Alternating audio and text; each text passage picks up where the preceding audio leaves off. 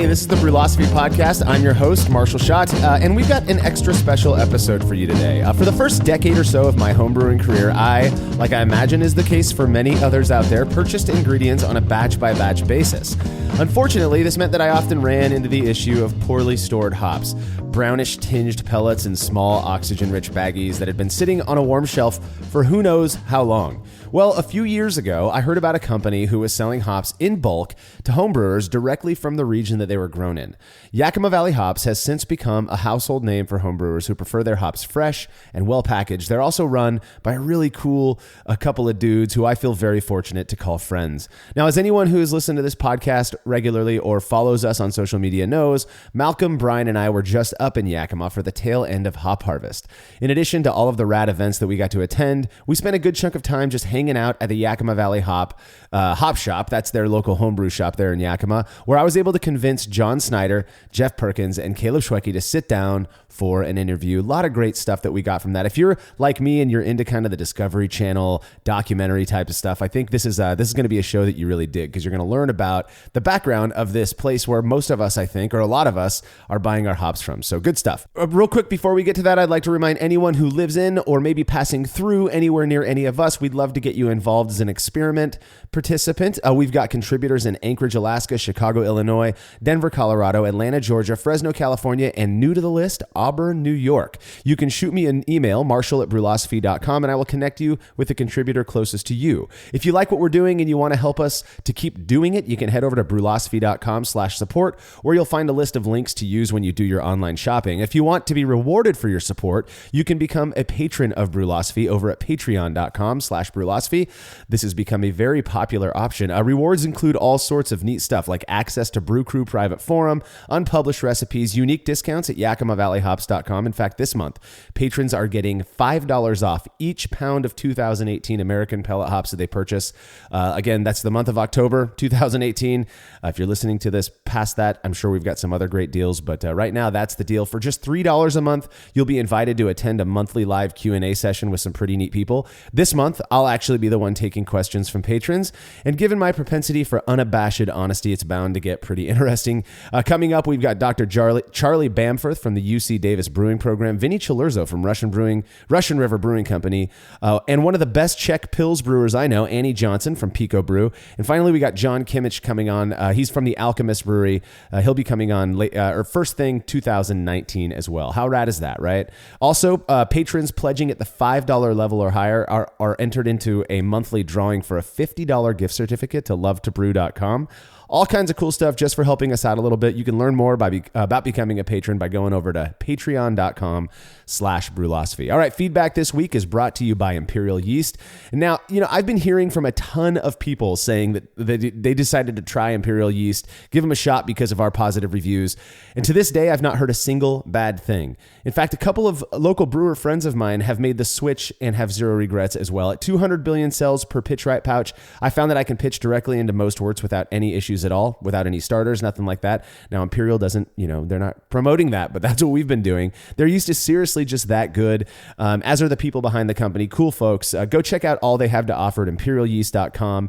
Their stuff is currently available at More Beer and Great Fermentations. Now, listener Stephen Banky wrote in to say, in your recent episode about cider making, I didn't hear any mention of aeration prior to pitching the yeast. My understanding is that yeast needs access to oxygen for reproduction prior to starting anaerobic fermentation. Is that not the case with cider?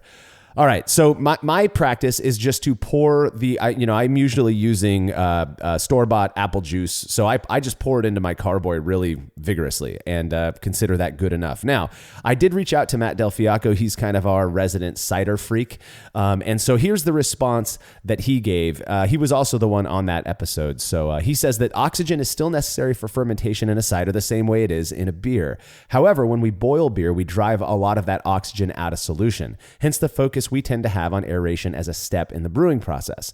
In cider making, we don't boil the cider. We don't boil the juice. If we're using heat to pasteurize, then there will certainly be less oxygen in solution than if we were to just pitch or use Campden. Check for most cider fermentations. We assume that there is adequate oxygen in solution for a healthy fermentation. Because of that, we tend to focus less on aeration as a step in cider production, but it is absolutely still needed for a healthy fermentation, and he says so Dogma would tell us.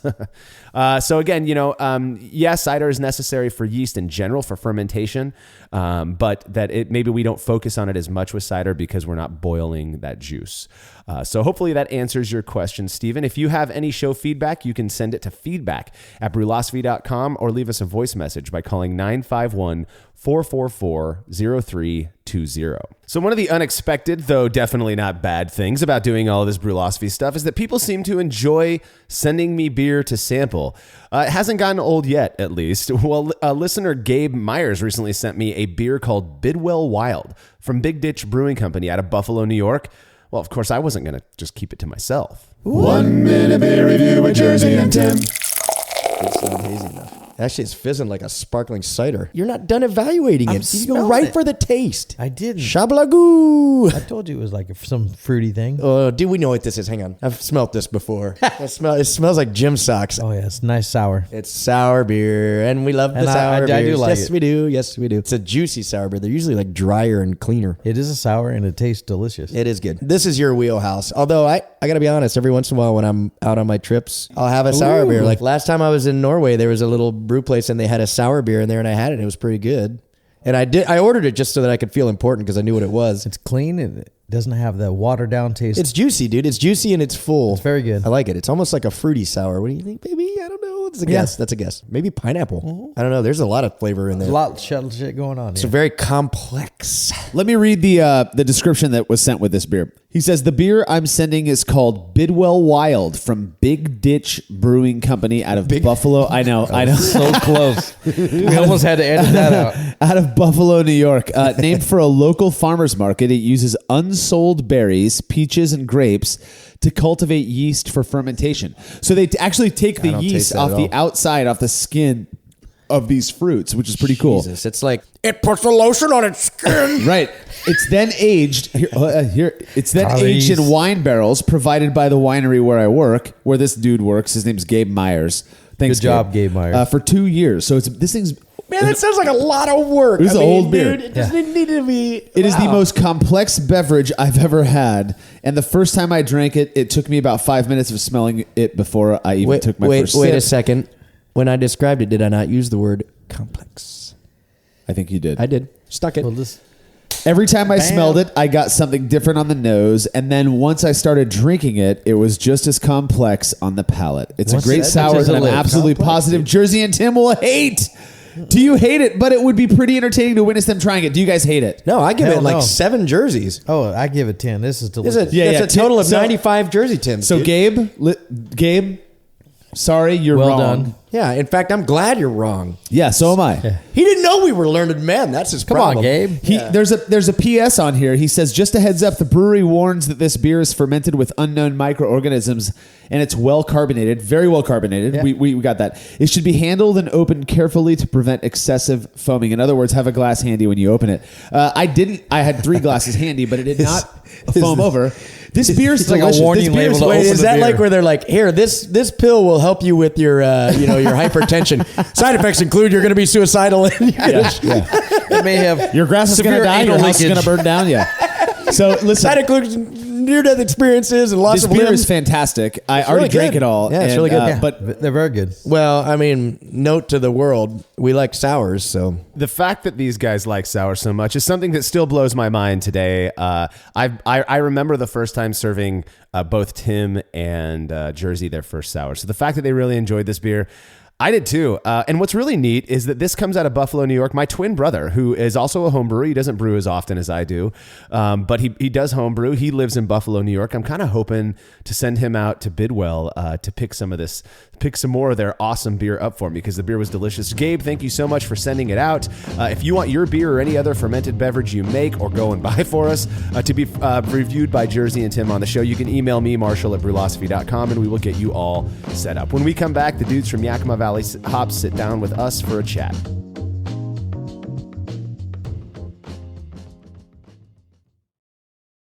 Family-owned Atlantic Brew Supply is the largest homebrew shop in the Southeast. No gimmicks, no multinational corporate overlords, and no BS. They offer exclusive malts, yeast, and more from local artisans, as well as award-winning recipe kits. They also sell professional brewing gear and cask equipment from sister companies ABS Commercial and Cask Supply. Most ingredients are available by the ounce, plus Atlantic Brew Supply has an on-site calculator to help you craft your best brew. Orders are processed same day, and 2-day shipping is guaranteed for East Coast customers. Get 15% off your first order using promo code BREWPOD. That's BRUPOD at AtlanticBrewSupply.com. Hi, I'm Stephen Leach, creator of Brülosophy Brewing Systems, here to tell you about our latest Unibrow brewing system. Modeled after the brew-in-a-bag method, the Unibrow uses the same kettle for both mashing and boiling, replacing the fabric bag with a stainless basket that can hold up to 20 pounds of grain. A heating element is run by an electric controller that allows for the maintenance of specific mash temperatures and makes mashing easier than ever. Each Unibrow is shipped with a counterflow chiller and the parts required to brew a batch of beer. We're really proud of the Unibrow, and we know you'll love it as much as we do. Go check it out at brewsupply.com and sign up for our email list to receive special deals in your inbox. Have you ever thought about adding a port to your kettle but held off because you didn't feel like drilling into your gear or sending it off to have someone else do it? From the makers of the super fast counterflow chiller, the Exhilarator, comes the Hangover, the easiest way to add extra ports to your kettle as well as countless other options. Mount a faucet to your keg for easy portable pouring. Set up the perfect whirlpool arm. Hold a heating element in place. All of this and so much more without permanently modifying your gear. Manufactured right here in the United States, the Hangover offers brewers too many convenient solutions to list here. So head over to Exhilarator.com today to see what the Hangover can do for you. After a long brew day, the last thing I want to do is waste more time chilling wort. I've tried so many different options, and ultimately I settled on the super efficient immersion chillers made by Jaded Brewing. With the King Cobra and Hydra, I'm able to chill my entire batch of wort from boiling to just a few degrees above groundwater temperature in as little as 6 minutes. If an immersion chiller is right for your brewery, then do yourself a favor and check out all of the rad options Jaded Brewing has to offer at jadedbrewing.com, and be sure to let them know Brülosophy sent you.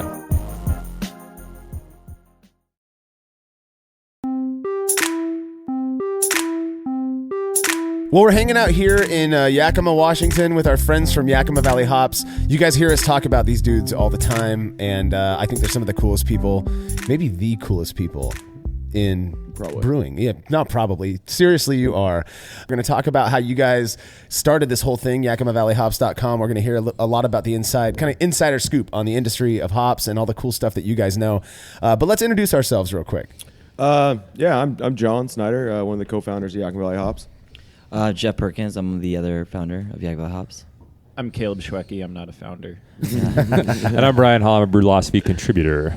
Malcolm Fraser, Brülosophy contributor. And your voice is so silky. I'm Marshall Schott. This is the Brülosophy podcast, of course.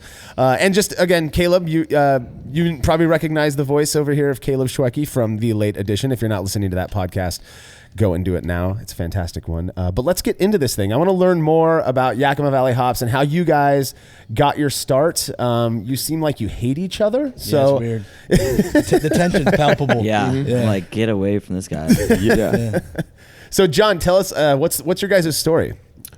Oh, well, Jeff and I go way back from just being wee little kids running around. But we ended up going to college together at Central, and one day we decided we're sitting there on the couch, let's make some beer. So went to a local brewery that just opened, Iron Horse, and got a brew kit from them, but they didn't have any hops. It was a weird thing. They had a brew store, but they had a little brew store on the front space, and so they had a little bit of supplies. But yeah, I mean, we're in a small college town, and I think there wasn't really any other place that had these equipment. Yeah, we saw it there one day, and we were like, yeah, let's make some beer. Yeah, so we got the turkey fryer out, but we didn't have any hops, so we called our friend Matt Hollenberry. Their family does storage of hops and sales of hops, and said, "Hey, bring us some hops out." I mean, we didn't really know what we were doing. Yeah, and we grew up here in Yakima, so we've been around it our whole life, but it really was just another egg product at that point. He brought us up about a 3-gallon bag. full cones. Way more than we need. Yeah, enough for a batch. Yeah, just about maybe enough. Perfect amount for a New England IPA. Yeah, and so we used a handful, and then what do we do with it?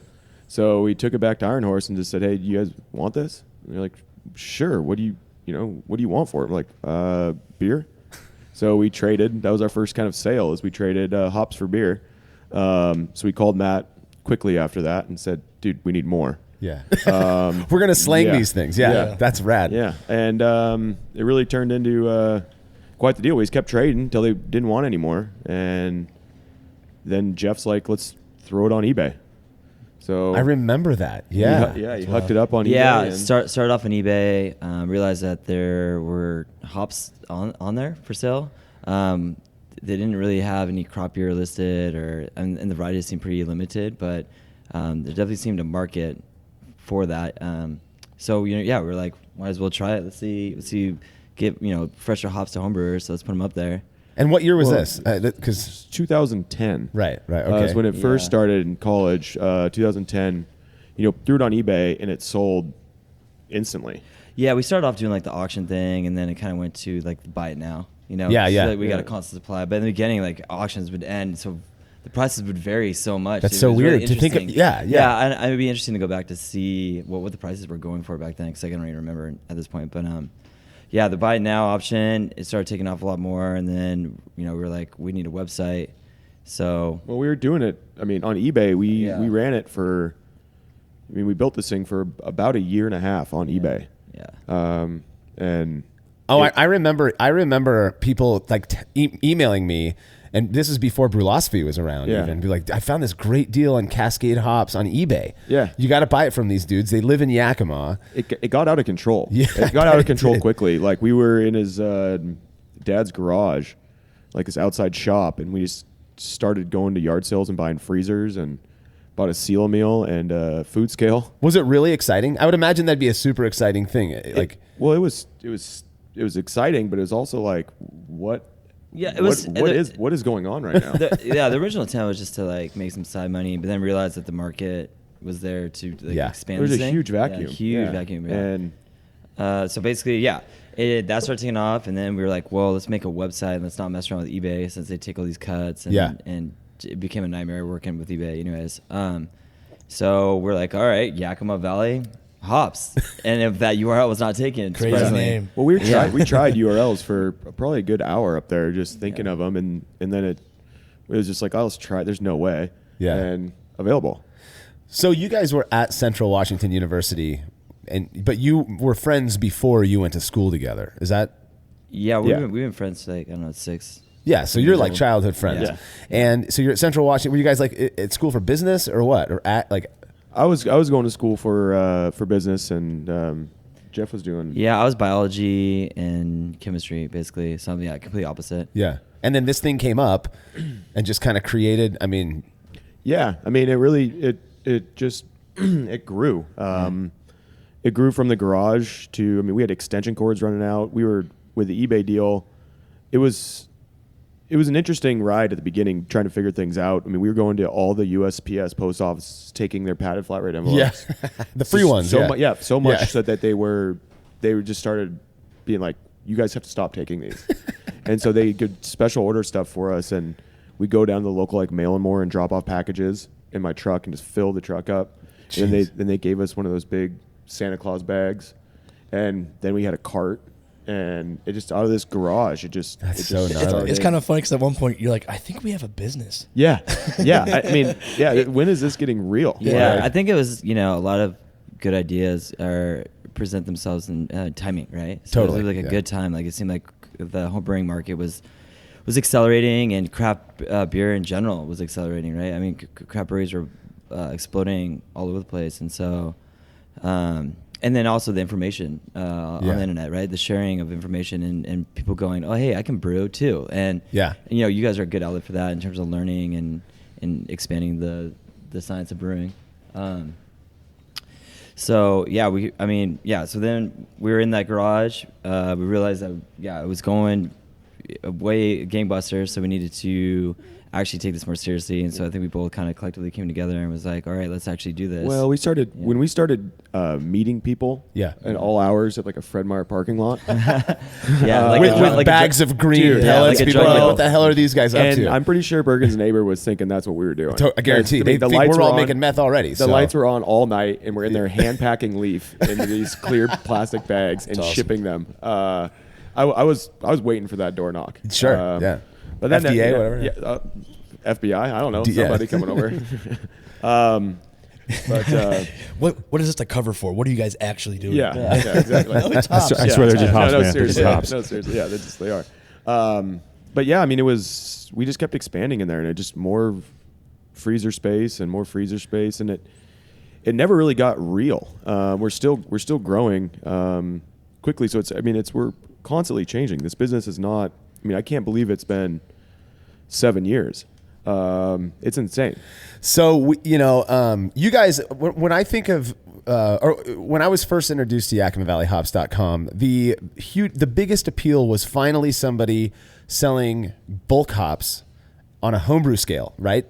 At a really, really good price. That sounds like a commercial there, but that's exactly what it is. Is you could buy a pound of hops that you could then store and have in your fridge, so you don't have to run down to the local local homebrew shop, and buy a tiny, poorly packaged. Right. And that was the biggest appeal. And it seems like I don't know anybody these days who's not purchasing hops. I mean, from you guys, but in that fashion now. Yeah, it seems to be the preferred choice, but also, with the increase of aroma varieties, right? So, more varieties keep getting pushed through the system. Yeah. And so with aroma ones, you're using like 2-3 times more than you would ever use like bittering ones, right? CTZ or something. So I think that is another reason why people are buying a lot more, because they're using a lot more of the aroma hops in their beers, which are imparting a lot of the terpene flavors that you get. And, and just like the styles, so New England IPAs, the explosion of that. I mean, they're very hop intensive, which is great, which is a great thing. I mean, I think they have done a lot for beers and the craft segment in the United States. Well, it was, on the business side of things, it was, when I was looking at things like that, when I started paying attention more, I mean, we were selling a lot right there at the beginning. I was like, what is going on here? What is the problem? So I kind of looked at the market, and it was, homebrewers were treated as a secondary market for access. And so they were getting stuff that wasn't sold, that maybe was last year's crop or what year's crop, no one knew. And they paid street drug prices. Yeah, I mean, that's one of the biggest things is like you're knowing exactly what product you're getting. Yeah. And just the level of transparency and the information that's available to homebrewers that you guys are providing. Hey, these crops are coming in, these crops are coming up. This is what you're getting in your package. That level was that was instrumental for me in switching where I was purchasing all my hops. Yeah. Well, and access to more varieties too, right? So I think no one has been able to really kind of been able to match us in terms of the amount of varieties that we offer, both in pellets and in leaf format. So, but at the beginning, it was just I couldn't believe it. There were so many homebrewers, and they just had no access. There wasn't a clear line of where tracing this back. Like, where is it coming from? Yeah. And can I get it again? Yeah. Oh, man. Is it the same as last time? Is it different than last time? Yeah. So there was so many hurdles, and it took us quite a long time actually to break that kind of thought from homebrewers, is saying like, oh, this is like last year's crop or something. I mean, when we put crop year on it, it just blew people's minds. Yeah, I remember going into a homebrew shop and be like, hey, what year is this? And the guy looked at me like, what do you mean? Yeah. I'm like, well, this is a year. And they grew this last year. He's just like, not to say that like the newest year is always the best either. I mean, we've had people say, hey, 2016 CTZ was amazing. It's just like any other agricultural product. Some years might be good for a certain variety, some might not. It's just the way it is. Right. But it's good to know. It's good to know what you're getting, because if you want that particular year, being able to get that is awesome. Exactly, and if especially if you're spending the amount of money what homebrewers do, you should have access to all the information and be able to just determine what you want to buy, spend your money on. So, well, one of the injustices we do to beer is we don't treat it as much of a terroir as we should. Yep. And that is varietal year. Yep. So it's like, hey, this is Amarillo 2012. Well, that was Diesel. I don't want that. Or whatever. Just as an example. So part of the year is part of the appeal to me. Yeah. No, completely. I completely agree. Yeah. Exactly, and just have people make that choice. Yeah. So that's what when we started, and we had great feedback. We had a lot of hurdles, but we had some really great feedback from our customers, just our eBay customers, that when we outgrew the garage, we found the space and we occupied a small part of it, and we were still hand packing. The space here you're talking that we're sitting in now. Okay, yep, at a brick and mortar. And so we moved in a warehouse. And we we went from my parents' garage to a warehouse. Yeah, in Yakima. So and we were still hand packing, and then we got thicker bags, and then we got bags that didn't say Food Saver on them. And then we got a better, sticker printer. And then I remember we hired our first employee. Is kind of when things got real. How many employees do you have right now? I think we have 12. All right. Yeah. And then it got real. Then we were like, well, we can't hand pack anymore. So we bought a machine that would weigh it out, a scale. And then, we moved from there. And then people were like, you got to get rid of these clear bags. And so for the people listening to this that have been our customers for a while, they've seen that packaging change. I've seen it change. We went from a clear bag to like this. We tried this one that was had a black back and clear front. Yep. And that was the worst bag ever. You touch it and it would pop. And so that was, it was a learning curve there. And then when we got into foil, so Mylar type or Mylar bags, you couldn't use a seal meal anymore. So we had to get, now how do we seal these things? And so as it was growing, people were still so happy they were getting, a fresh crop, transparency at good price. And it was consistent supply. They liked that. And then once they got used to that, they were like, well, we need to start focusing on package quality. So we got all this feedback. And people told us what they loved, what they hated. And we listened and we changed. And we've been constantly changing, for 7-8 years now. And you guys have this amazing facility. Anybody who's not been to Yakima, for harvest especially, but anytime you're in town, you just stop by and hang out with these dudes. There's always beer on tap. Yeah. So when we got in the warehouse, it's pretty much functions as almost like a 3-part business. But the main business being the online distribution of hops to homebrewers. But then we also have a physical retail homebrew store.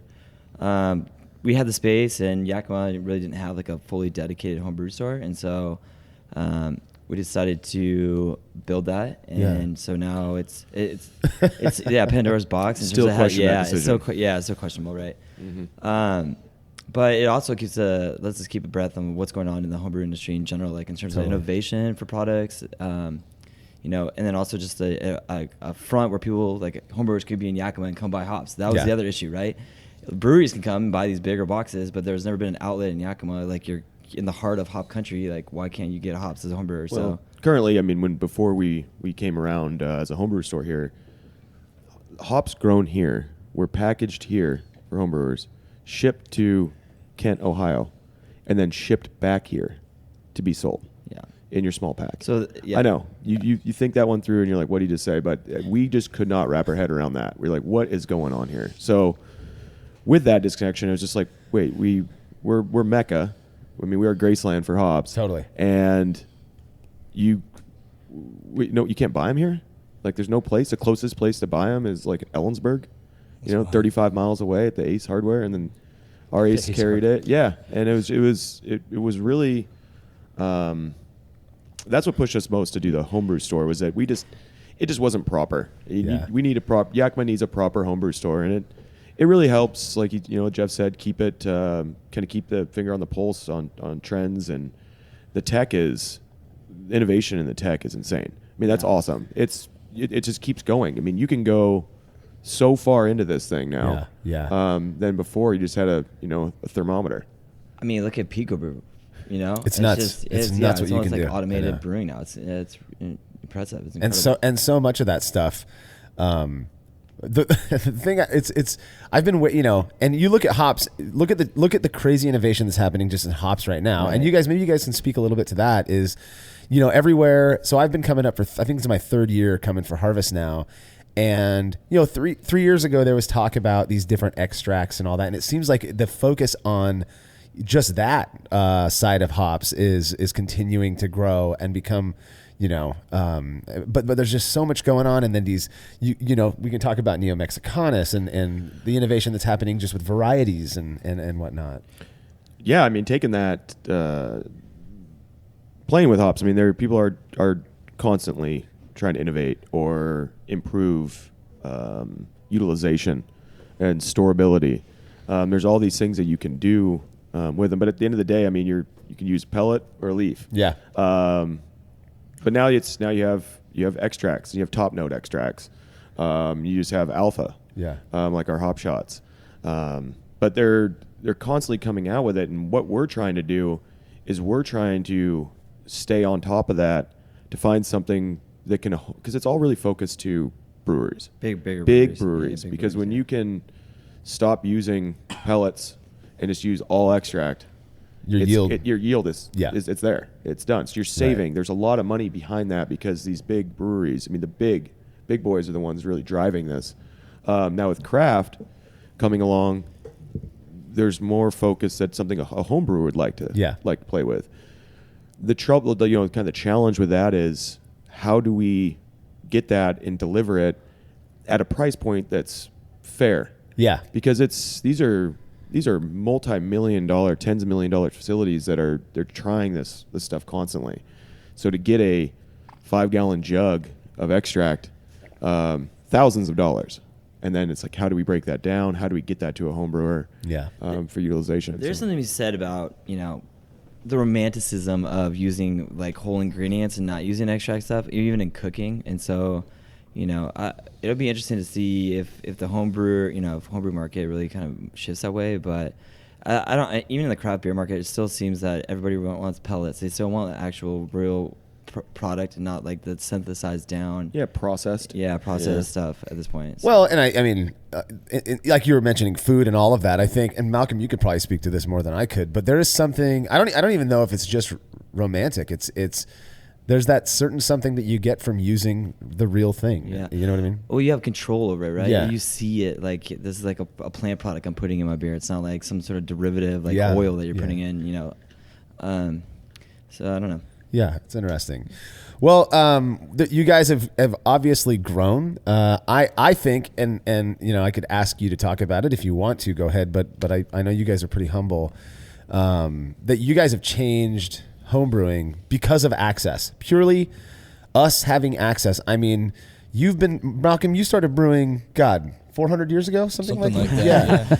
Yeah. I've been brewing for almost 20 or 15 years or so, and hops and yeast, but hops were the biggest struggle because, a homebrew shop who's not pushing that much quantity gets, a 44-pound box and breaks them down and now, I mean, every homebrewer I know has these hops in their freezer because of you guys. 10 years ago, how many varieties were available, like in your homebrew store? Oh, regardless of how many were available, it was Mount Hood and Cascade. Yeah, it was like maybe 4 to 6 varieties, right? Yeah. Well, was there? I don't know. There was more, but the bad part was until I started doing the evac packs and stuff like that, they weren't stored very well. Right. So unless you got them like this, the other thing is there's still today people storing their hops warm. And some of these big suppliers will tell them because they want them to have the product. They're like, no, you don't need a refrigerator for this. And it's like, dude, that is a thing that degrades. So I will just say the past 6 years, I mean, the varieties that have really just kind of fundamentally changed the craft game has been Citra, Mosaic, of course, Simcoe, Amarillo. I mean, these are new varieties that have came out in the past, I think, or gotten hype in the past 6 to 8 years. So before that, it was the Cascade Mount Hunt. So that's really helped a lot. I mean, you might not even brew, and like, hey, this beer's made with Citra hops. It's almost like buzzwords at this point. Absolutely. Which is, I think, great as a whole for the whole industry of beer, right? I think that is a cool thing, but there is going to be a saturation point for varieties. If that's what we're talking about, like. You can't. It's logistically impossible to carry every variety and have a constant supply of like 120 varieties. It's just not agronomically feasible. Right. So if you took a look at our sales, I'd say there's like 90% of what we sell is like 10 varieties, right? The top 10 varieties or something like that. What would you say that? I would say it's like the classic 80-20. Like 20% does 80% of our volume. Oh, sure. Yeah. Yeah. That's interesting. Yeah. Well, somebody has something else they wanted to say? Oh, well, I guess we could talk about what is cool for homebrewers, specifically regarding hops, is Neo Mexicanas. Yeah. So we partnered with a farm, CLS Farms, and they have a pretty much. I think they were in the previous podcast of the late edition with Eric Demery at CLS Farms. He kind of goes in depth about it a little bit, but so far there's 2 released varieties out of this program. He has a bunch of them that he's been planting and really trying to figure them out, growing them up here, but. The 2 so far are Medusa, and then the new one, which we'll have this year, is Zappa. Yeah. So they just got licensing from the Frank Zappa estate to call it that. So that's really cool. They're all on board with that. Yeah. Tom Nielsen from Sierra Nevada has been really instrumental and fundamental for kind of bringing that to the forefront with Sierra Nevada and bringing those into the light. And now it seems to be a trend that's happening in other breeding programs such as Sabro, which is like half Neo Mexicanas, but these are full 100% Neo Mexicanas hops, which are really cool, wild grown, wild found, and they are imparting just insane, crazy flavors. Yeah. So what's really unique is we're in a position to work with them and deliver these Neo Mexicanas varieties directly to the homebrewers and get them out there. And to experiment with them and see where the future goes in terms of hops in general. So. Yeah, I mean, speaking about that is kind of when we got into the industry, hop farming was boom bust. I mean, it still kind of is, but it's stabilized a lot more with the craft. Sure. And so coming in and we wanted to get access, and we're like, look, we have all these customers in 30 countries, 32 countries that we distribute to. They want these new varieties. They want access. And at the beginning, no one, the farmers were like, we don't, who are these guys? But as we grew and we built that relationship, we can start working with the farmers and we can start getting distribution to homebrewers. Yeah. And almost strictly for a homebrewer, because if a Neo Mexicanas, Medusa, for instance, it's the agronomics behind it are horrible. It would not, if it wasn't, you could not feed your family if you were growing just Medusa, or Neo Mex. Any Neo Mex. I mean, Zappa seems to be a lot better for trainability, and so just on that the egg side of that. Yeah. And then for the economic side, we can come in now and make it worthwhile for the farmer to only yield a few bales an acre instead of 10 or 12. So. And I forget who it was I was talking to. It might have been you, Jeff. That there's kind of a double positive to that, in that now they can push those hops, they can make some cash off those hops, but they get this crazy feedback from homebrewers, from this market that is willing to experiment with stuff that you can't do on a pro scale. So it's kind of this cool, loop. You almost have the homebrewers acting as your pilot brewers. That's totally it nowadays. And I think people, other people in the industry are noticing that. They're seeing that homebrewers are really on the cutting edge of pushing varieties forward and getting them out there and experimenting with them. Because craft brewers, you're held to a schedule. Like you're pumping out beers to make money for the business, and so you might not have a lot of time to mess around or experiment with all these hops. So and traditionally, new varieties would go to 1 or 2 big breweries. They did a top-down deal. And so what would happen is that by the time it trickled down to homebrew access, it's going to be years. That's so nuts to think. To get a good supply, because you get a new variety comes in. Looks like our fridge just kicked off. Yeah, I think so. Yeah, I was wondering if it was a jet going over or what. No, I think that's the fridge. All good. And so you have these new varieties. A brewer comes in. I love it. Yeah. They take all of it, and then they take all of it the next year, and all of it the next year, until that farmer grows enough acreage for another brewer to get some. Yeah. And then maybe another farmer will pick it up. Yeah. And by the time a home brewer has access to it, I mean, it's been 4 or 5 years. And so when we can come down, we go, hey, look, guys, you still do your top down, but we'll do bottom up distribution also, to grow these new varieties like Cashmere, Comet, these public varieties that we're really pushing hard. I mean, this year's Cashmere, we have a little bit of it, but it will run out. So if you guys play with Cashmere, and we'll send you guys home with something. Yeah. Yeah, we were smelling something the other day. It was like that fresh Zappa. guava. It's and amazing. Like, and yeah. My nose was Zappa. in that Zappa on that Yeah. sniffing table at CLS. Yeah. Yeah, that stuff is awesome. I mean, Yeah. that is spices and melon and spices and citra. I mean, Right. it's bizarre. It's crazy I love stuff. it. Well, speaking of the fridge, I think we're going to go grab ourselves a beer, take a quick break here real quick, and we'll come back. And when we come back, I want to talk a little bit more about what's going on modern. We talked a little bit about Neomex and your guys' deal with getting homebrewers. I mean, cutting edge hops, which is so badass. And there's all the other cool stuff. I want to talk a little bit about Harvest and Fresh Hop Party and the cool stuff that we've got going on here. Yeah, so let's do it. Yeah, we'll be right back. Cool.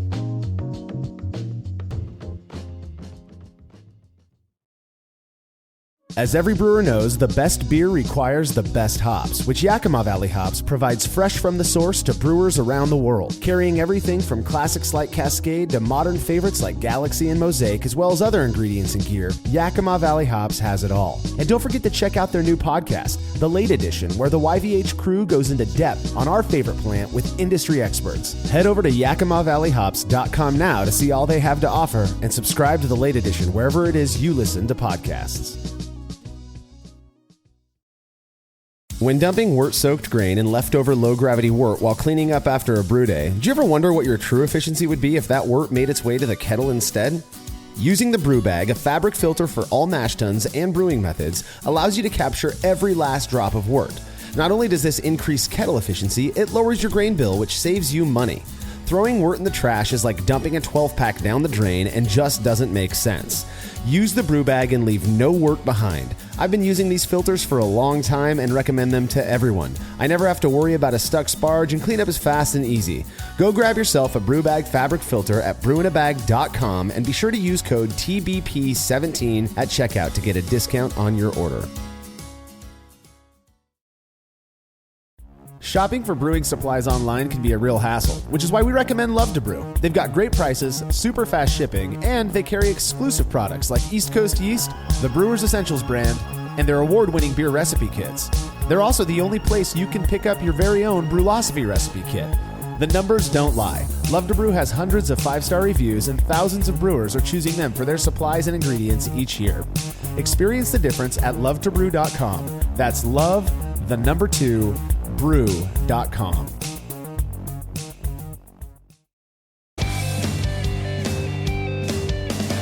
Compact and simple to use with a small footprint for brewing indoors, the Grainfather makes it easy for you to brew professional quality beers at home. The Grainfather is an all-in-one brewing system that lets you brew all grain beer in a single compact stainless steel unit. It uses an electric heating element and pump to maintain a constant temperature and to circulate the wort during the mashing and cooling stages. It also comes with a counterflow chiller to reduce chilling times and produce high-quality wort. And now, with the addition of their conical fermenter, the Grainfather takes things one step further by offering homebrewers state-of-the-art temperature-controlled fermentation just like commercial breweries use. And with the Grainfather Recipe Creator and Connect app, you can easily design a recipe, sync your brewing system with your phone, and then just sit back and relax as the app takes over and assures that you maintain your scheduled mash temps and boil schedule. Head to Grainfather.com to purchase your all-in-one brewing system today and to sign up for their free recipe creator tool. Once more, head on over to Grainfather.com, that's Grainfather.com, and get started today.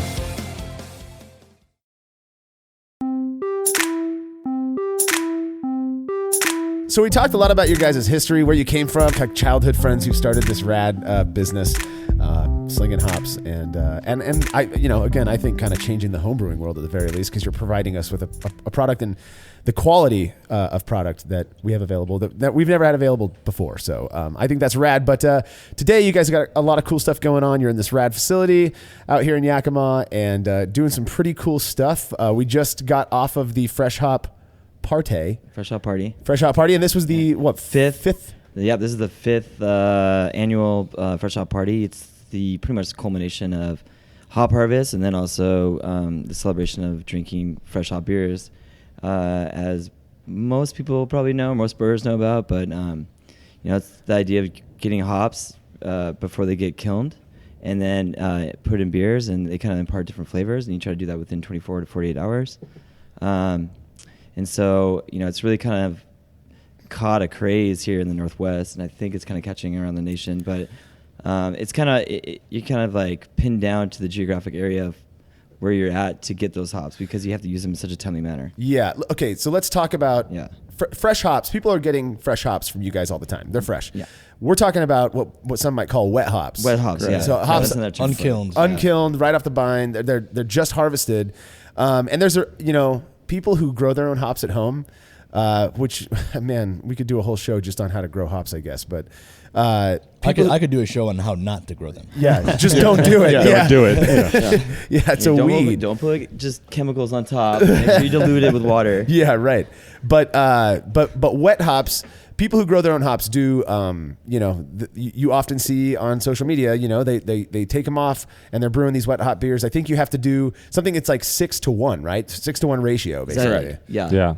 Yeah, I mean, they're like 80-90% water. So you do want, 5 to even 10, 10-to-1. So think about that for logistic wise. If you're shipping that, you have to overnight it, plus you're increasing the size and the amount, right? The way exactly you have to the ship point. And that's a reason that you don't see these wet hops available on the market generally, for homebrewers at least, because the logistics of getting it to a homebrewer and making sure that they use it before they spoil, essentially, right? Or just any brewery. Any brewery, That's why we got into the rhizome business. Right. We started bringing in rhizomes so that homebrewers that wanted access to wet hops can grow their own.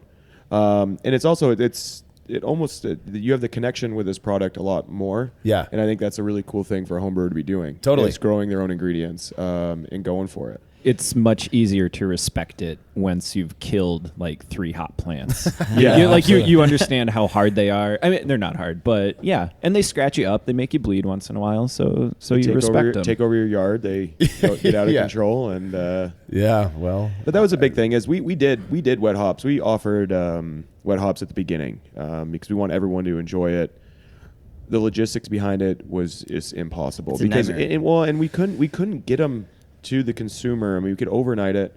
The cost for that was unbelievable. Stupid. It's like $25 for a pound of hops. And it was even more than that. More than that, yeah. And then we couldn't really speak on the quality. Yeah. Just throwing them in a box and shipping them off. It's become. I didn't want someone making a bad beer because we gave them a bad product. Yeah. So we kind of bailed from that and. Nice got into the Then pun game is strong, brother. Thank you. And then we just got into rhizomes. So that was a big push for us. Is that if you want wet hops, just buy some rhizomes and grow them. Well, and if you want wet hop beer, you can come out to the Fresh Hop Party. Yeah, exactly. In Yakima. Now there's other states that have some commercial grows going on, and I think they function very effectively for breweries to do that. Say Michigan, New York has a lot of you know what I mean? Yeah. So it seems like there is a movement going on across the United States for delivering fresh hops to craft breweries. And making it profitable, Well, I don't know if it's and local wet hops, because they're not shipping them out. Yeah. Well, we handle those phone calls every once in a while with these guys opening up small farms, and they don't really realize how much infrastructure you need to properly harvest and process the product, and so you can't just grab it and you can grow it and throw it on a screen and set it out in the sun and shake make $15. There you go. You did it. You're a hop farmer. But the conversation I have with them is like, just find local breweries and local home brewers, have them come out, pick it all, and do wet hop beers. I mean, just use it for that. I mean, if you have an acre, just let them go nuts on that. Yeah, and make it an event, right? Yeah, exactly. I've seen that actually. There's a farmer in where I live in Fresno, and they Golden State Hops is this new thing, and it's just kind of a side project right now that's really fun. And he's talking about hey, provide local brewers with wet hops that they can play with because they can't get them on the market. What would you guys say? Like, how would you describe the flavors of like a wet hop beer? Hexanol. Yeah. Oh God. Wow. Can you just dropping it? Don't talk up to us. Jesus.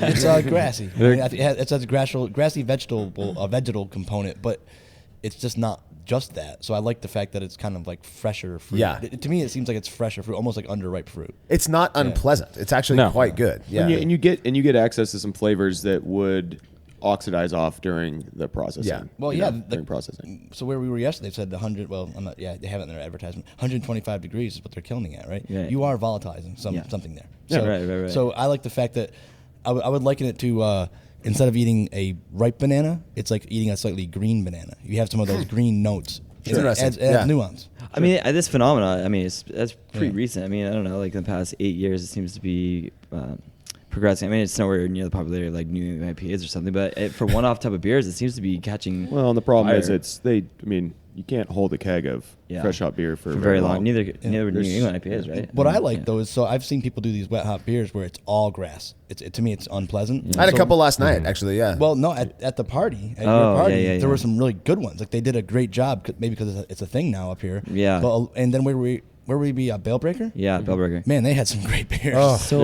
What's interesting is, like 3-4 years ago, all the beers were pretty much fresh hop IPAs, and now it seems like people are doing like fresh hop pilsners. They're kind of switching up the beer genres, which is pretty cool. So there's innovation going on even on the wet hop side. So. Yeah.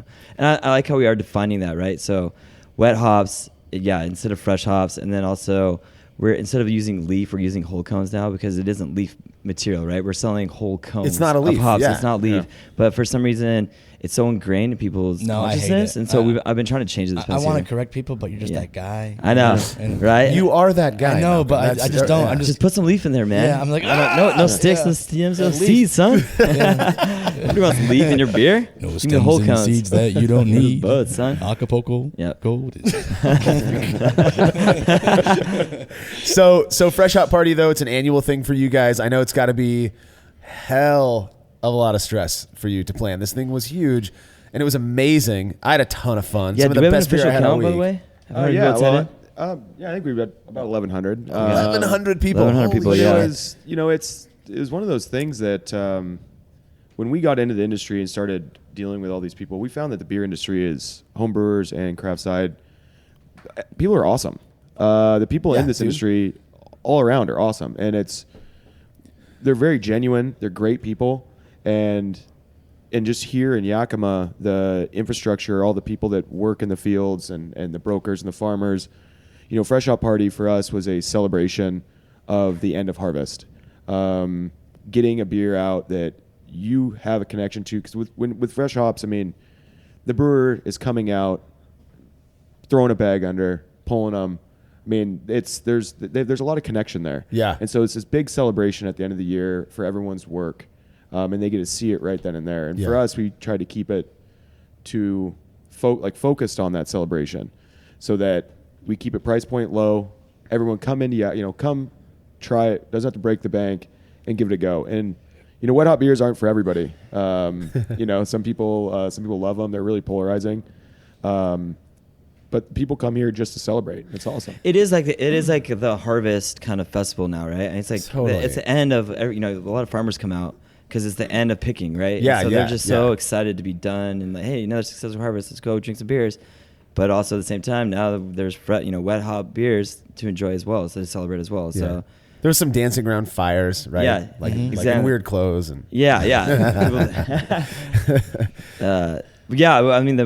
the music side of it, we're like very conscious of. Dude, it's so fun. awesome. Yeah, man. so we try to switch up with a bunch of different genres of music. Yeah, was it World's Finest? Is that yeah, band? World's. So we have World's Finest. They killed it. Yeah, they were Black awesome. Tones. Nick Weaver was great. Nick Weaver was amazing. Yeah, it was so great. Seal it up with a DJ, Yeah, or a dance party. Yeah, and then we had about 30 sweet. people dancing on stage. Once claps it. That was cool. I was not one. I was one of those people. We had to kick people out. They're about to shut down the music. That's definitely one of my notes for next year's Stronger Stage. Yeah. Yes. So more people can dance. Just make the whole thing a stage. Yeah, more. That's we were cutting a rug up there. Yeah. I mean. Yeah. So, the party was badass. I look forward to coming to that again. That's going to be an annual thing for me. You guys got some other stuff just in terms of Yakima Valley Hops in general. You've got the late edition with one Caleb Schwecke, who's sitting with us here today. Tell us about the genesis of that and where the idea came from and what is kind of the plan with that show, because I love it. It's probably my favorite podcast of all. I appreciate that. You're That's welcome. Very, very high praise. So thank you. I don't know. It just kind of started because a bunch of people were sitting around a table talking about hops and drinking beer. That's what makes it such an amazing show. And it was there was a moment where it was like, oh shoot, like we should share this. Like this is an important conversation talking about behind the scenes stuff that nobody really knows, nobody recognizes. Like I am a transplant to Yakima, so I got to kind of see this thing. Both these guys grew up here with the hops, so I don't know if they like understand how cool it is. Yeah. But like really it is. I mean, like you just drive around and like I have a little 4-year-old almost daughter, and she's like, "There's hops, there's hops, there's hops." Like there are just hops everywhere, and the beer scene locally here is finally starting to catch up to it, but there is just a ton of knowledge in the town. There's a ton of professionalism. Everybody attacking it from different angles. You got, economists, biologists, chemists, just like everybody looking at these silly little plants from a completely different perspective, trying to get some really cool stuff out of them. So my mom and my aunt grew up in Anaheim, California, and for them, going to Disneyland was a task because everybody who came to town was just like, "Oh God, we got to go back," And I feel like when you come into town, you guys live here. You live and breathe hops. It's the norm. It's probably lost its cool factor on some level. The show, the late edition, allows the listener to be a part of the backroom talk about hops. So I love it so much about it.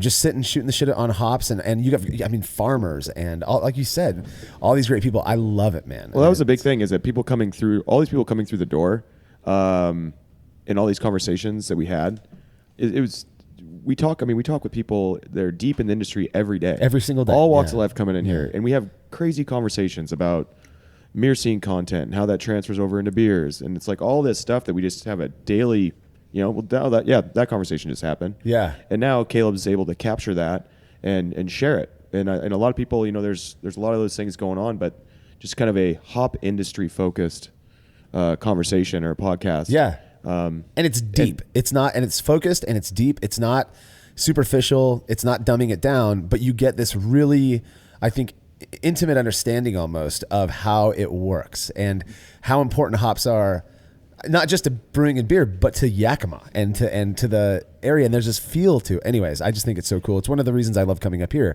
is getting to witness that. It's my Disneyland, right? Like I get to come and annoy you guys for a few days.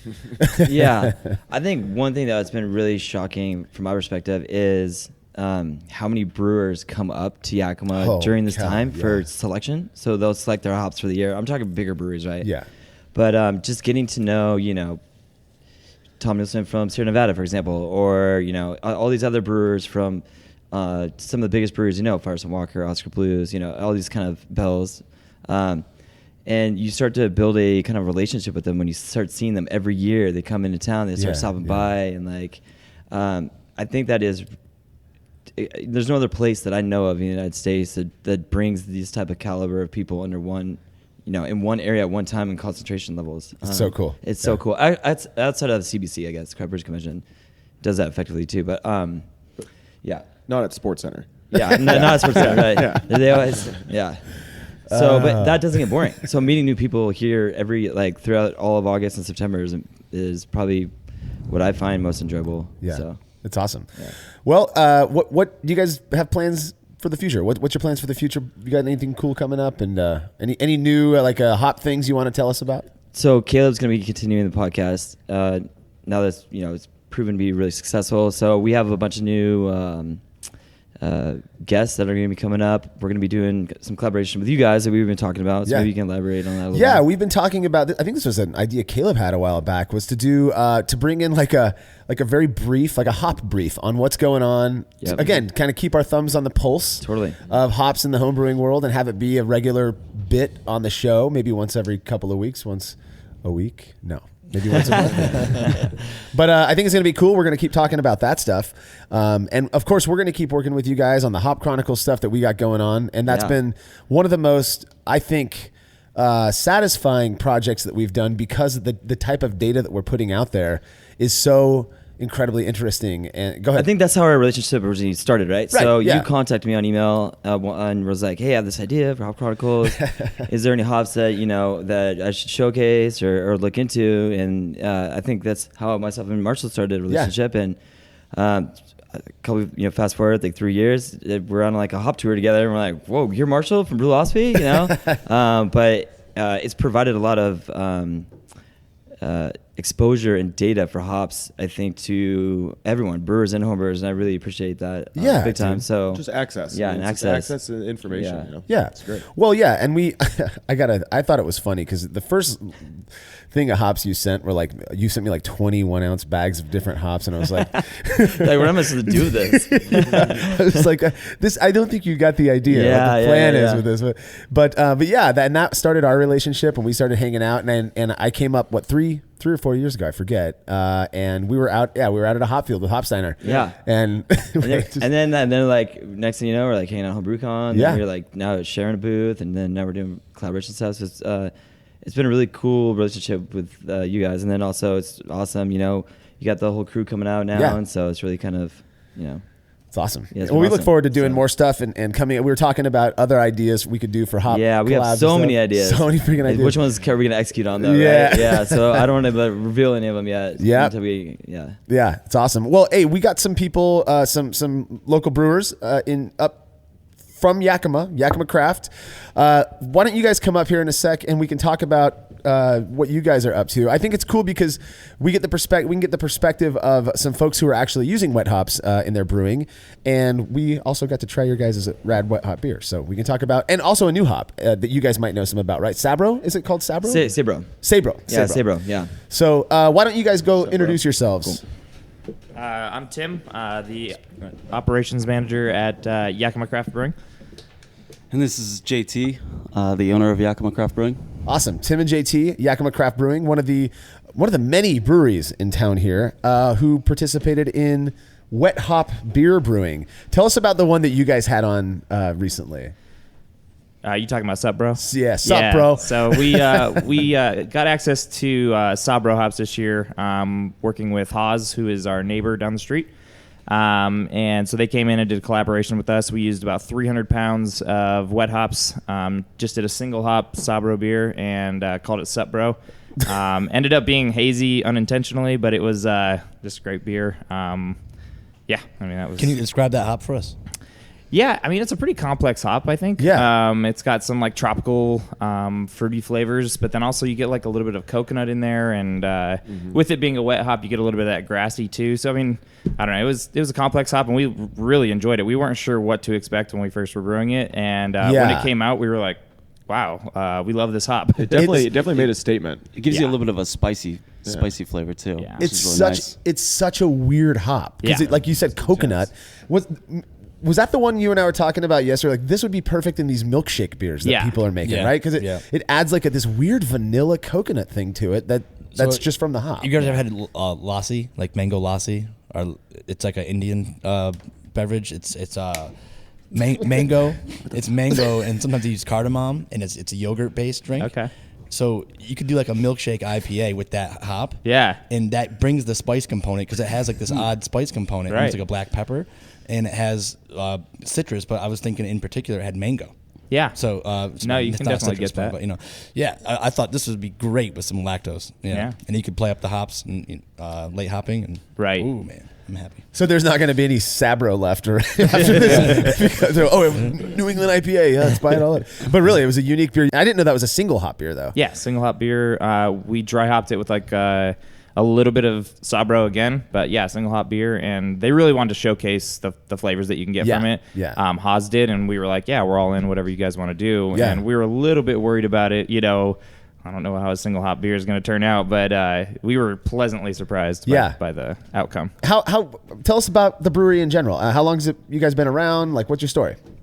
So we've been around for, what is this going to be, since 2007, and my wife and I just took over the company last year, so we're new into this, but it's definitely been an awesome journey. I don't know what else to say in regards to that. So you guys are new to this. Are you from Yakima? No, we live in Portland, Oregon, and so this is your first time here for Harvest. And no, we've been coming up for a long time. Okay. We've probably been coming up for like 10 years. Okay, so you like the scene. Yeah. So that's rad. So you guys saw this brewery and were like, we want to be a part of this gig and get plugged in. What I think is, probably the best place to own a brewery if you're into hoppy beers. Yeah, for sure. And every brewery you go to around here has, 14 or 1,500 hoppy beers on tap, something like that. Yeah. So no, that's awesome. Are there any hops that you guys are getting kind of excited to try out and use more? Sabro? Yeah. Sabro is obviously one of them, but yeah, we did a collaboration recently with Level out of Portland. Oh yeah, and we did only experimental hops there. I don't remember the exact ones. I want to say it was 482 and HBC varieties. Yeah, yes. both HBC, and it turned out to be one of the best hazies we've ever made. Awesome. So it's been kind of cool just being able to go to other breweries and be like, hey, we're from the hop capital, like we can get access to this stuff. Yeah. Like let's do some stuff together, So that's been kind of cool as well. So another one we're looking at is maybe some Peco. Yeah, we just saw that the other day. So yeah, that's I haven't used it yet. So we do this thing called the Hop Chronicles, which is a single hop beer series. Right. And we've got Peco on coming up right now. In fact, I think data collection just finished up. But the guy who brewed it, Matt Del Fiacco, was saying that he loves it. He was like, it's so unique. It's kind of got a spicy edge to it, I guess. Yeah. But it's still floral and almost the way he described it made me think like English hops, but Americanized version. Right. Yeah, we haven't brewed with it yet. We just picked it up from these guys actually a couple days ago. But right on. Yeah, we were pretty excited about it and took it back to the brewers and we're showing them and they were excited to use it. So we're kind of coming up with a recipe based around it right now. So. Right on. Yeah. Well, sweet. Thanks for talking with us on the show. Is there anything else you guys wanted to say? No, thanks for having us. Yeah. Thanks for having us, man. If you guys listeners out there ever up in Yakima, go check out Yakima Craft. Doing cool stuff, and you have awesome imagery and graphics. Should we say that Tim's also doing graphics design and stuff like that for Yakima Valley Hops? Yeah, he's our new graphic designer. Killing it. Yeah. I love the stuff. So appreciate it. Hashtag for real. John, love what you guys are doing. I love the partnership. I love working with you guys. Same with you, Jeff, who walked away from the mic, but nah. Yeah, this is work, bro. Sup, bro. But yeah, you guys have anything else you want to finish up with? Well, just kind of we're just gonna keep growing. That's the deal. Is we're trying to improve everything just for the home brewer. Anything in particular that you guys are looking into right now in terms of that growth, or? Access. Yeah, number one thing. Access is huge. Yeah, quality is huge. As we're growing and we're getting more customers, our buying power is increasing. That allows us to have more hands-on and selection of the product. So that's something I want to. So hop selection is something I think a lot of homebrewers don't understand what that process is. Yeah, that could be a whole podcast by itself. It could be, but in the essence of it is you go out to the hop farms, you get to rub and pick and touch and smell the hops and pick what you're going to buy, right? Correct. You have different lots, so different fields. Yeah. Let's just say in Cascade, different fields and the microclimates around the valley, you'll have different characteristics. Yeah. They'll have different harvest times. So some people really prefer, like let's say Mosaic, for instance. They love late harvest Mosaic because it goes danky. It's onion, garlic. But for a home brewer, that's kind of the tricky part for selection for us, is that we're trying to find what everybody really wants. And some years it's, I really want that onion garlic. A lot of people love the onion garlic. Then you're like, well, no, I want the more tropical stuff out of it. So we're just getting into that realm of. But you guys are going out and participating in selection. Correct. And living here, it's not like craft brewers coming in from out of town who are meeting the farmers for the first time. You know all these people. Yeah. A lot of these farmers are super friends with us, so we have a really good pulse on what's going on with the harvest and the industry as a whole. So rad. And our bales and stuff, like when we get our whole cones, that selection usually is just over a beer. Yeah. You got to go out and smell this, Columbus. All right, let's go. Wow. That's so awesome. Have you ever thought about labeling that way? Like this is from this area. We talked about that, and with you were that, showing me on the bale. With that, it can get a little tricky then, because it's for sourcing. People maybe only want Moxie Centennial, and then it's like, okay, then what do you do with Lower Valley Centennial? So we're going charge with less? Charge more for the other one. I don't know, but we didn't really want to get into that because what we want is something that's true to form. so that a home brewer, again, because they're reading descriptors. So when that's all they have to buy a new variety is descriptors and word of mouth and talking on forums. So we want to produce a variety that's true to those descriptors. Right. That is kind of accepted in generally, like what characteristics that hop variety is going to produce. Yes, right. Yeah. That's awesome because you're what you don't want to do is go out and be like, man, this Chinook smells amazing, but it doesn't smell like Chinook. Yeah. So we're going to buy all this stuff up and sell it, and everyone's going to not get what they expect. Basically. Exactly. Yeah. So you're looking for the description, basically. For sure. God, so interesting.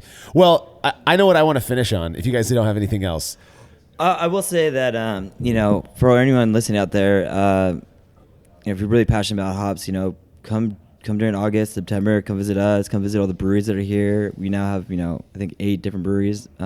So we are like a craft beer destination. Oh, God. Outside of the normal Portland or Denver. I mean, this is a really cool place to be in August and September during harvest. So yeah, amazing beer everywhere you go. Everywhere you go. Everybody has a fresh hop beer on. Yeah. Everybody has fresh hop beers on. Multiples. Oh, yeah. Tim, how many fresh hop beers do you guys make? We did 3 this year. Yeah. Single Hill did what, like 9? 8? Yeah. So every brewery here is doing I think Wandering Hop did 9 or 10. Yeah. And it's just like, what? Yeah, we were out. We did a collaboration with Wandering Hop, did a THC out there of Hop Chronicles. Awesome fresh hop beers on tap, or wet hop beers, we should say. Sure. But yeah, this place is rad, and it's not just during harvest season either. I mean, you come out here whenever you want. Oh yeah, come out when you want and drink great beer and hang out with cool people in a small town. I just love it. Yeah, well, it's interesting. People come in and when they first walk into the warehouse, they go, "Man, I just love that smell." I'm like, "What? You see? What? Disneyland? Yeah. What?" And then, but this time of year, I'll be sitting in my office, and it will kind of make its way through the building, a brand new bale that comes in. And you crack it open, and like, I'll get, what is that? They're just talking about your cologne, John. Yeah, right. Ode to hops. Yeah. I mean, we definitely are nose blind a little bit to it, but this time of year, you come off the plane, you smell it. Yeah. Well, and everyone. Cologne. Hop cologne. We should make shush, man. That's one of our ideas. He's working on that. Just cheese. Yeah. They are distilling all these freaking oils out of hops right now. Yeah. Just take that and turn it into colognes. Well, top hops of 2019. So it's from 2018 crop. What do you think? Oh, man. What do you want to sell the most of? Cashmere.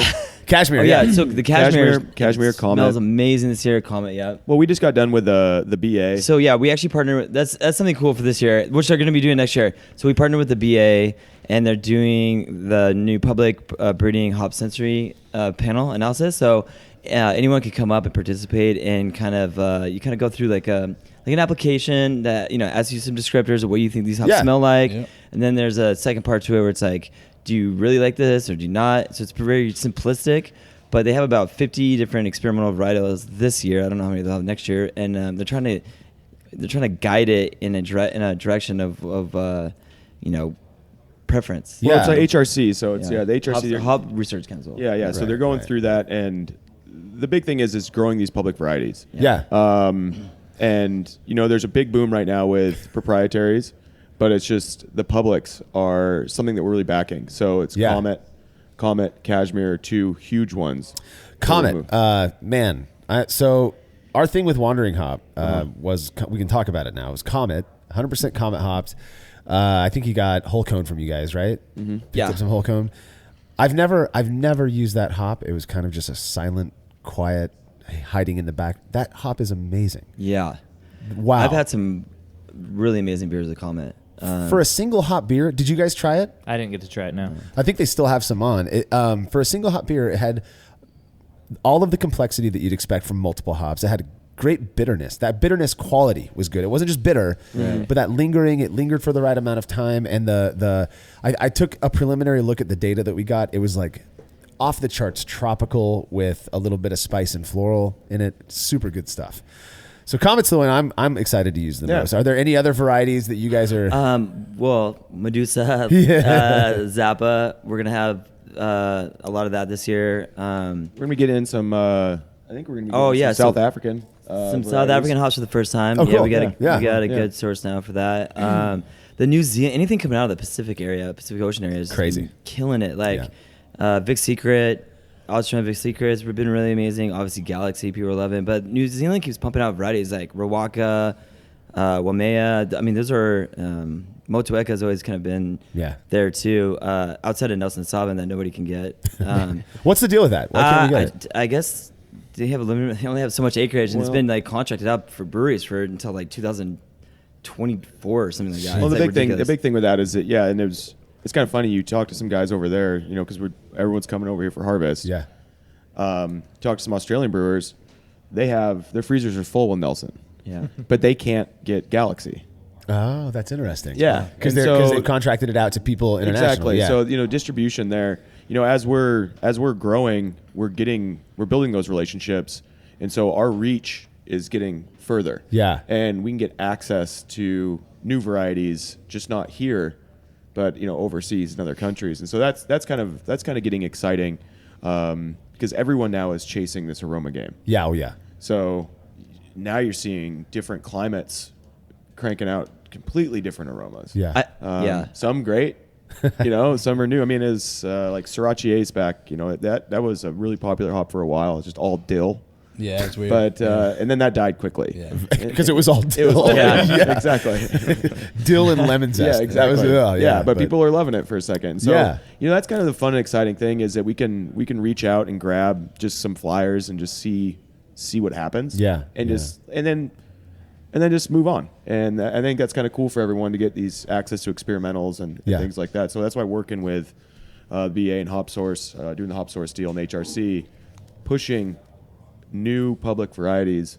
And maybe they aren't even new. They're old varieties that are coming back. They found a place now. Well, Common Cashmere, those are old varieties that are coming back. And it was I like how popular El Dorado is now. Yeah. It's been around. It's been around for a while. Now. But they got passed back when big beers were just going, nope, that is too much aroma. Yeah. Too much aroma, not enough. Not enough bitter. I like that. Alpha. I like that some of the new hops that we were, sniffing at the or smelling, rubbing at the farm, CLS Farms. Farm. Yeah. I like how we talked about a couple of them. They're not all tropical anymore. No. They're not all citrus. It has some spice character, some pepper and stuff. I like that there's some complexity to them. Yeah, it seems that a lot of people are they're trying to breed hops for specific purposes now, right? Like I know that a lot of breeders have been trying to chocolate, for example. They really want to get a hop that imparts like chocolate flavors, which none has done that so far. But if you can find a hop that you could use in non-traditional beers such as stouts and stuff like that, but I wouldn't discredit the old standbys either. I mean, I was talking to you guys yesterday. I had a single hop CTZ beer that was easily one of my top 10 beers ever, right? And and everyone thinks, CTZ is supposed to be just for bittering.